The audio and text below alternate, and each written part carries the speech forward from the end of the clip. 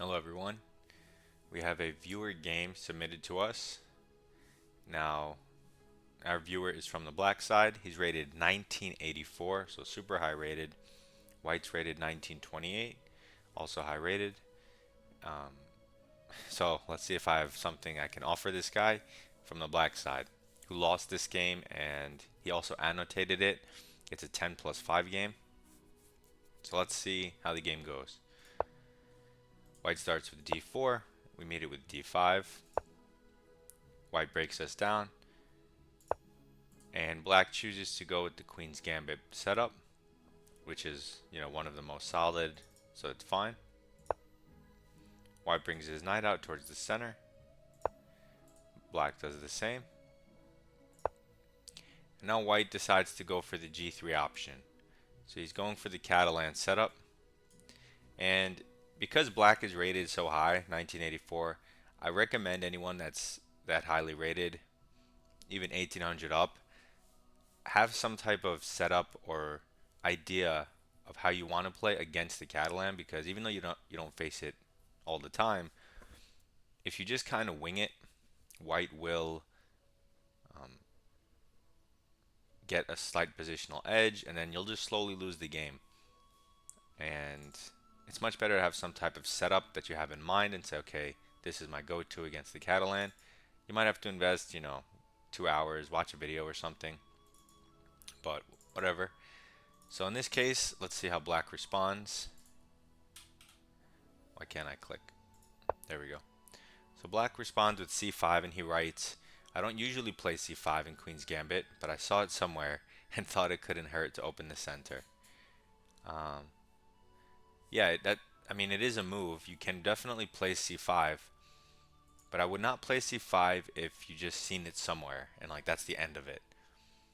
If you've seen it somewhere and also remember everything else you've seen, that's different. But I wouldn't play c5 in this position unless you know exactly how it works, because you're opening the center for his bishop that's going to be fianchettoed. So, why are you opening it for his bishop if you don't know exactly the setup, how it goes after this? Also, his pawn can never go to c6, which is just a much easier way to play against the fianchetto. I mean, you could start with it instead of the Queen's Gambit setup. You can go for the Slav setup just to kind of shut it out a little bit. You can play both pawns here. But once you play c5, you kind of lose that flexibility. And the center is going to open up. His bishop is going to be pretty strong here. So it's not, it is playable, but it's not the way I would go about it. Um,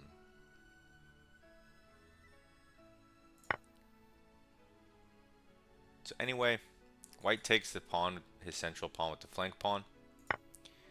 And black, our guy, captures with the knight. Now while this is a move, while I'm sure it's playable with perfect precision from black, it does kind of ask for white to play e4 and kick it away with tempo. So I would have taken back with the pawn. He writes, I don't usually take with the knight here because of e4, but I didn't want to have an isolated d pawn after d takes c. Taking with the knight just looks safer, although looking now, I gave him the center. That's exactly, you see, it's funny because he knows exactly when something didn't feel quite right.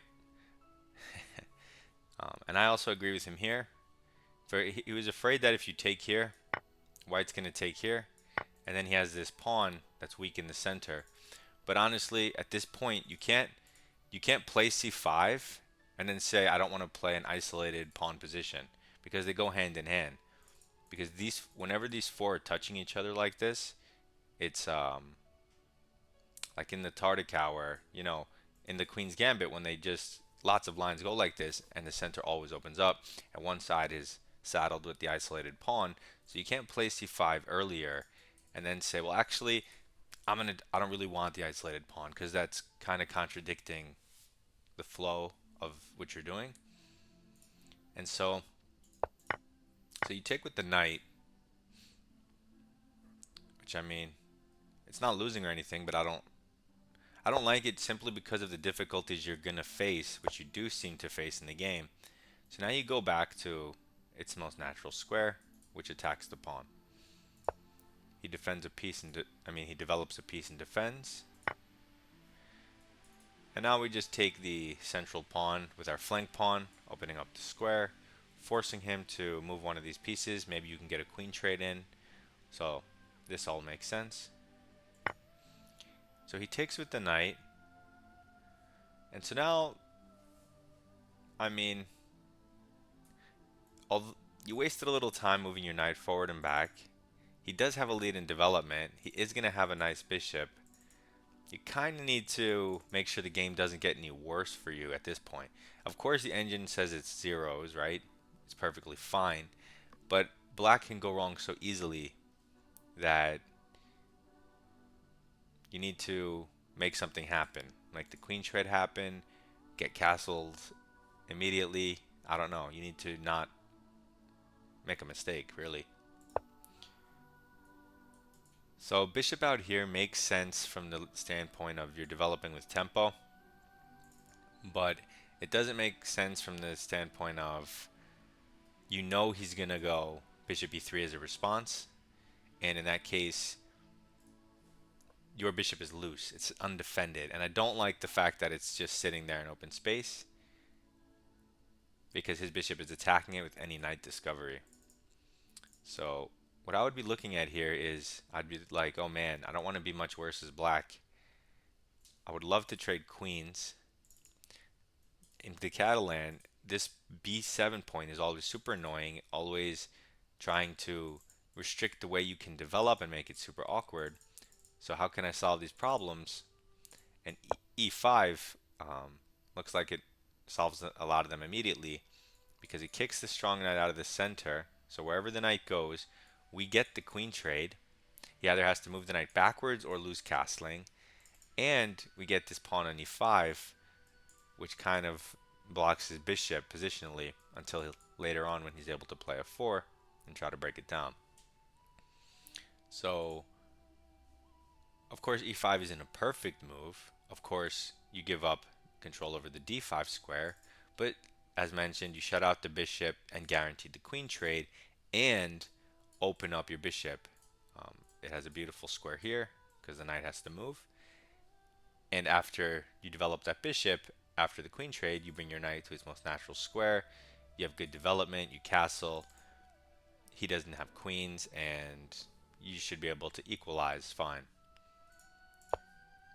But if you don't move this e-pawn, your bishop really has nowhere to go, or it's going to take, multiple tempi to get it out. So you develop this one, and I'd even rather you develop it just to the modest e7 or even b4. The reason is e7, it's perfectly safe. b4, it has this pin, so if it's ever attacked, it can at least give itself up for that knight. I just feel like on where you moved it after his move, bishop e3, it's just loose and subject to tactics, and that's annoying. So you castle, but this looks weird because this guy's hanging.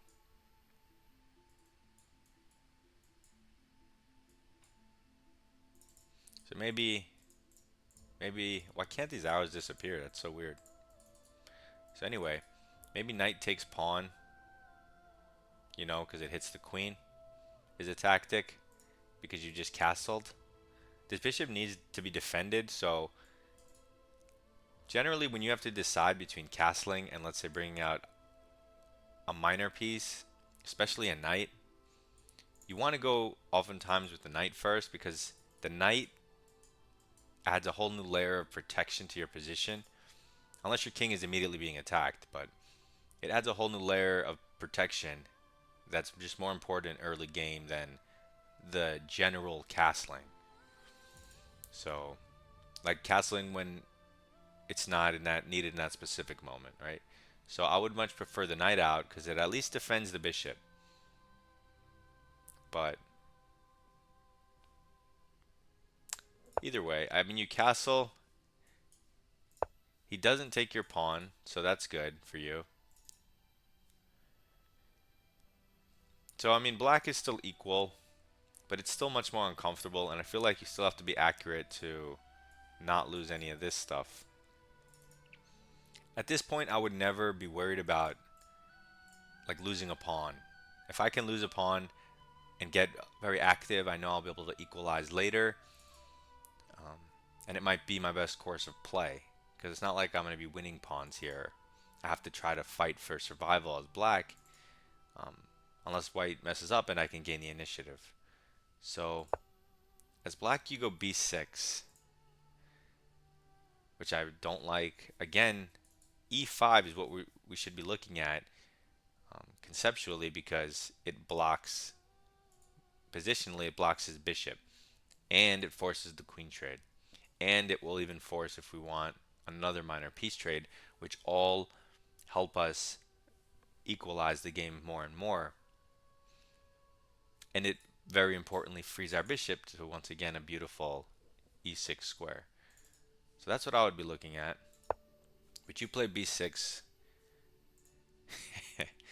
which might very well be one of the worst moves in the position. Um, how on earth are you playing b6 when you don't have not when you don't have e5 because you don't want those two moves together either, but what I'm saying is how are you even thinking of playing b6 when you see he can just push e5 and open his bishop in one move.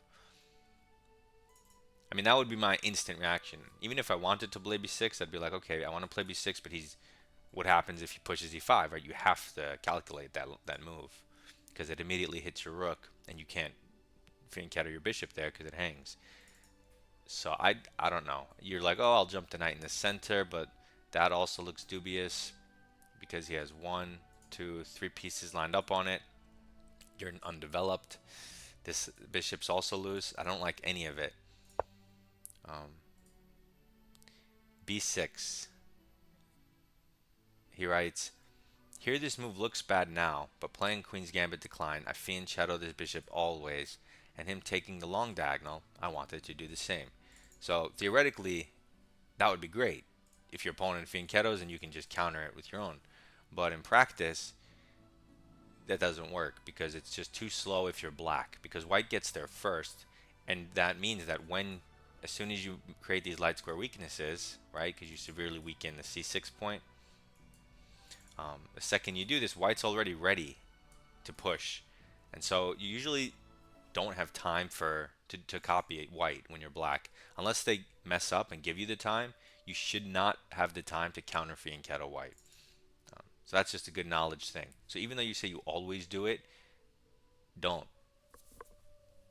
When your opponent starts with the Catalan, don't do it. Do something. Come up with a different scheme of development, and that's why I'm saying have a specific setup against the Catalan because it changes things. So anyway, you play this move, which looks severely weakening to the light squares and this diagonal. And he just castles. He doesn't go for it, which is a little weird because it looks like the most obvious. Kick a knight, open the bishop, hit a rook. Weird not to go for it, but okay, he just castles, which is fine. Now you have time to fianchetto, even though it's undefended currently. But he did give you the one turn to get it in there, so that's a good thing. Now you play e5 and you write, I just wanted to take central space and kick his well-placed knight. That's the right train of thought, but it would have been, the right train of thought earlier as well. And now I would say it makes even less sense than before because you fianchettoed your bishop, and now, although you're stopping his bishop, you're also stopping your own bishop. And if you were going to push e5, your bishop could have stayed at home and would have had this wonderful diagonal as well, and you wouldn't have had to create this weakness on c6 where your knight could have gone potentially, or his knight couldn't have gone. So anyway, you kick the knight now, and he jumps into f4, which is a very natural response. Now there's tension between the bishops, and you go and attack a knight, And you write, just a terrible move. I don't know why I didn't trade. You probably didn't trade because you saw it opens up the F file for his rook. But the first thing I would be looking at here is, hey, the queens are open. Do I want to take it?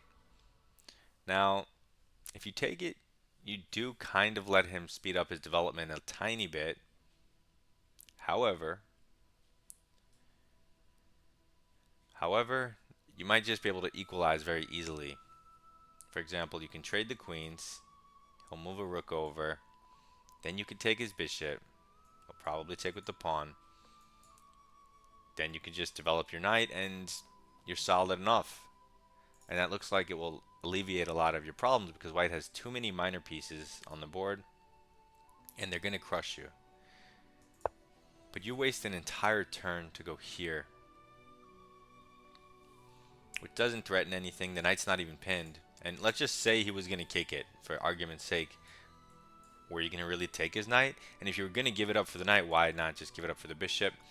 Again, I understand the f-file, but the downside of him opening the f-file is he can never play f4 and challenge this e5 pawn, which means his bishop is stuck behind here. And with the f-file pressure, rook on knight, you can just go knight bd7 and get extra support. So I think this wastes a little too much time because he's already has a lead in development, so you should be taking those well-developed pieces, but instead you're wasting turns and now he can develop more if he wants. So he gets his queen out of the way so he can get his rook in, which makes sense. And we develop our knight here.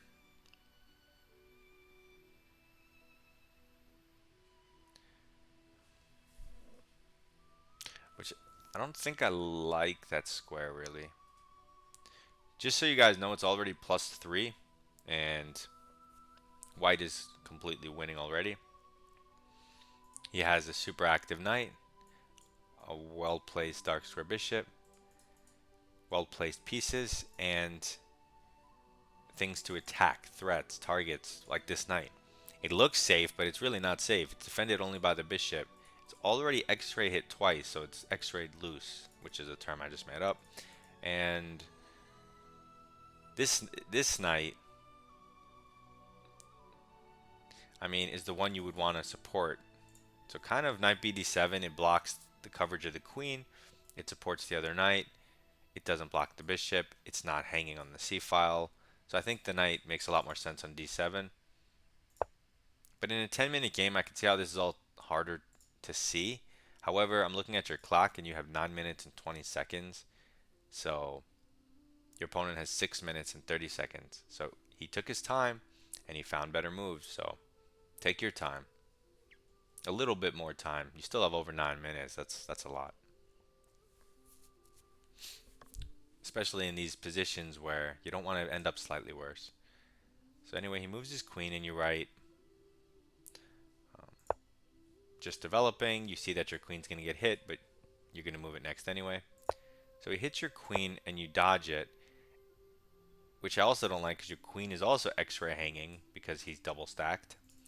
And you say, I missed that he has a tempo on my queen. I already felt losing here. And that's because you are losing here. It's +4. White's crushing. This coordination between the knights, the rook, the queen. I mean, just look at the development. His knights are way more active than yours, right? We'll say these two light square bishops are equal. His dark square bishop cover square is much better than yours. And his rooks, which is one of the big things, are controlling the open files aimed at your queen. It's all fairly terrible. And at this point, there's nothing you can do. We'll go through the game quickly and then we'll go back and look at some stuff. So he attacks your queen. You go to one of the only available squares. He now coordinates in your position. So you snap it off the board because they have strong knights, which you commented on. And now you make a one-move threat on his queen because your knight was hanging because you put it to this square earlier. It's a little weird because it's loose. But you don't really have any good moves. You're right, you don't know why you didn't put it in the center. Probably because you thought it loses a pawn. I don't know. Because he just moves his queen and attacks the knight. So that's what's weird about this knight move. But your position's really bad because your rook is stuck. So now you move your knight back and you write one bad move leading to another. You don't really have a choice. And now he tries to break down your center. Although his position just looks really strong and yours looks really bad. You don't have any good moves. Taking, I mean, I don't have anything to suggest. There's nothing you can do. Unless you can teleport this rook, I guess, to d8. Okay, now he's lined up with your queen. This is disgusting. And then you move the knight to the side. It's +8. Yeah, and then he just sacks because you can't defend everything. Your position collapses, and he smothered mates you. So it's funny because if you look at this position here, you have all your minor pieces out. You're not down any pawns. Your king is not under attack. And it's +5. He's positionally up almost 2 full pieces. And that's crazy. That seems crazy. But it's only because, well, it's just the positioning of all of your stuff is just wrong. Just the way he can hit your queen, the way your queen doesn't have the e7 square to go to, the way your rooks get blocked.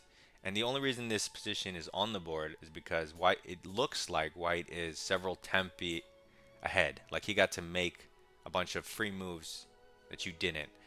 So if we go back just really to the start, I would say that your two first comments that you made were the most on point with why this game got out of your control. You say you don't usually play c5. There you go. You already have the answer in your head. Don't play c5. And the second thing you wrote, I don't usually take with the knight. There you go. You know you were doing something wrong. You knew that in your head, somewhere in the back of your mind, that the isolated position was probably the correct one, but you just didn't want to play it.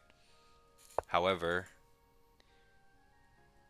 if you take and he takes and you take and he fianchettos and you develop and I mean, what's he going to do? If he attacks your pawn, whatever, you push it and that's it. There's an isolated pawn position over. You have nothing to deal with. Your pieces are out. You're ready to castle. And, I mean, your position's fine. So, nothing to be afraid of. And even if you do lose this pawn, by the time you lose this pawn, you're going to have developed your bishop. You're going to have castle, brought your rooks to the center. He'll be a pawn up. You could probably equalize that anyway at some point. I think that this position here, what you have right here, is way better than what you got in the game, which was taking with the knight and then just letting him get the center. So how did he get that huge lead in development? Well, right here, as soon as you take with the knight, he gets in a free move, and then you don't move your knight to anywhere new that's constructive. You go back to where you came from. He gets another free move, right? So already he has 2 pawns in the center and 2 knights out. You know, so it's a little bit suspicious. It's still playable, but you really need to play e5 here. So I think it's important to do that. I would definitely find a type of system. Otherwise, you're going to get stuck trying to figure out how to develop your pieces and not lose the b7 pawn. Right? Because he's going to pressure it. And you need to have some type of development scheme that you know ahead of time that's not going to hang stuff.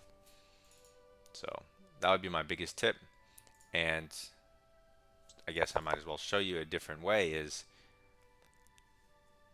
you see, if they start with g3, you know they're going to go into it. So it's easy to play something like c6, but if you normally are a Queen's Gambit player, you're probably going to play e6 here. So if he just develops a knight, either knight, and you bring your knight out, and then he plays g3, well, if you don't know, like there's different ways to play. There is c5, but that's like if you know what you're doing. There's d takes c, right? You just take the pawn because his bishop's not going to be able to take it back because it's going the other way. The downside is you lose control over the e4 square, but it's playable. There's this, I can't get rid of the, oh, there we go. There's this other option, bishop before check, um, which people played to get in a quick castling. There's also the very simple c6, and it may look weird because it's passive looking, but you have great support on the light square. So even when the eventual knight comes out and queen comes out, adding further pressure to the light squares that he's converging on, you're at least solidly defended enough, and you can wait until he plays, you know, a couple inaccuracies in a row and try to take the initiative from him. So like he develops his bishop, and you may say, well, what about your light square bishop? You can leave it here for a long time because it's always going to be defending this b pawn, countering any queen ideas. And why do you need to bring this bishop out right now? You have plenty of other things to do, right? You don't need to, you know, clean the kitchen floor when there's, you know, the windows need cleaning, the doorknob's broken. There's plenty of other things to do. So let's do those first. Um, and at some point, so let's say, okay, so he fianchettoed, we develop our knight, and this knight supports both of these pawn pushes. So at some point in the future, maybe we can try to play e5, right? Once we're better developed, maybe he castles, maybe we get our bishop out somewhere, maybe he gets his knight out, maybe we castle. And this is like a good starting structure. Yeah, it's not like you're gonna, you know, black is better here or anything, but you know you're not hanging anything. So you know you're at least solid against the Catalan. Some players are afraid of things like this because when you put the pawn on c6, he can gain the space.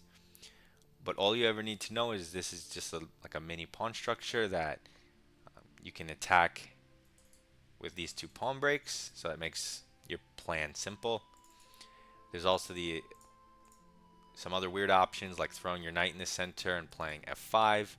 So the moral of the story is you don't need to be worried about him gaining space at this point in time. You just need to break it down right away. And that's it. You can look through some of the computer lines on Lichess database if you're interested in this setup.